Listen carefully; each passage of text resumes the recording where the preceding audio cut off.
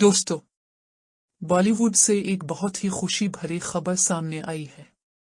मरूफ जोड़ी कटरीना कैफ और विकी कौशल के यहाँ बेटे की पैदाइश हुई है। जी हाँ, सोशल मीडिया पर दोनों ने एक मुश्तरका पोस्ट के जरिए मद्दाहों को बताया कि आज इन्होंने अपने बेटे को दुनिया में खुश आमदीद कहा है।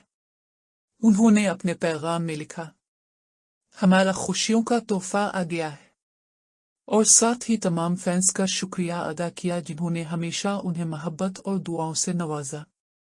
कटरीना और विकी दोनों ने इस लम्हे को अपनी जिंदगी का सबसे खूबसूरत और यादगार पल करार दिया।